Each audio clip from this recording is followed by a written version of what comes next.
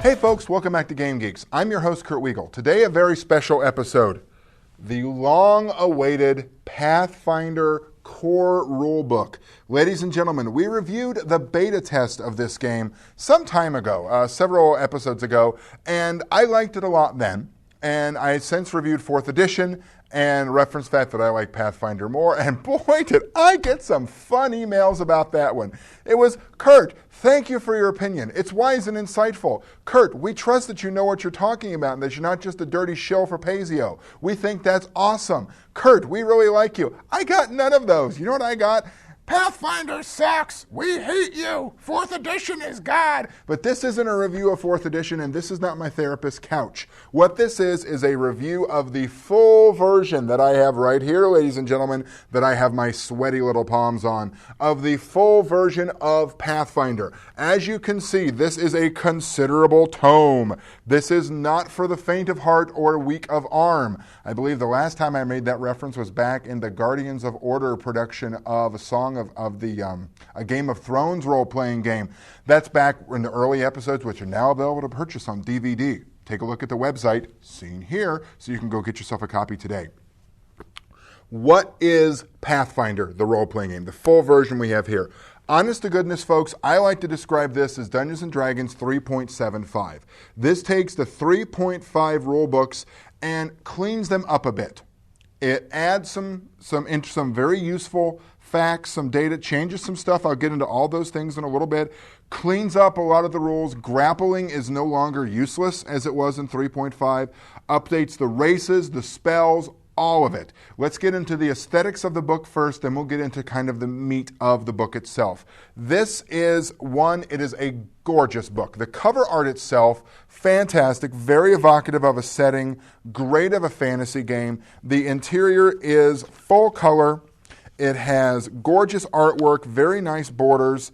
A lot of the same artwork you saw back in the beta test we had that we reviewed earlier, but a lot of new stuff too. The feats are broken down into very useful categories, as are the weapons. Spells are now listed in very easy to read categories in terms of boxes.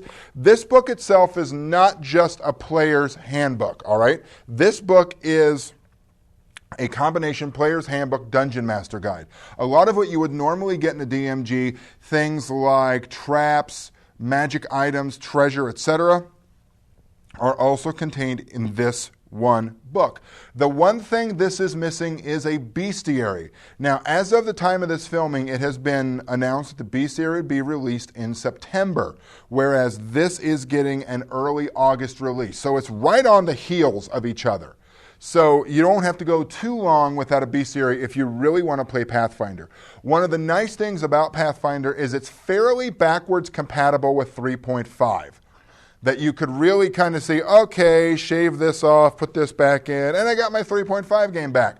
But there are enough differences that you should be aware of them and you should be alert to what is going on in the game. Now, what does this game bring to your table in terms of contents within the game itself? It is a modified form of 3.5. The standard races are there: human, elf, half-orc, halfling, dwarf, and gnome.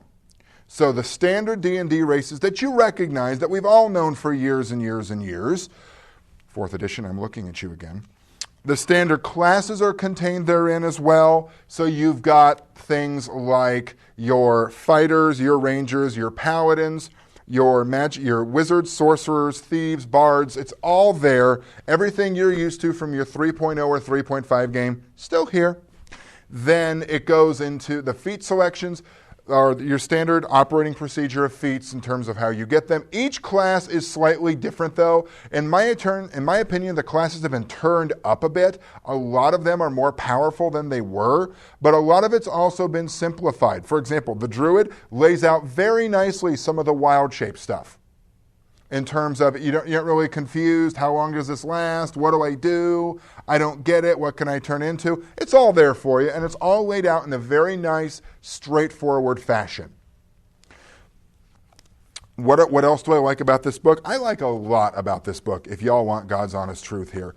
The organization is very nice. I like how they broke down the non-standard, I swing my sword, I hurl my axe sorts of combat in terms of the grappling, the brawling, are all broken down into a variety of simple modifiers to keep track of now.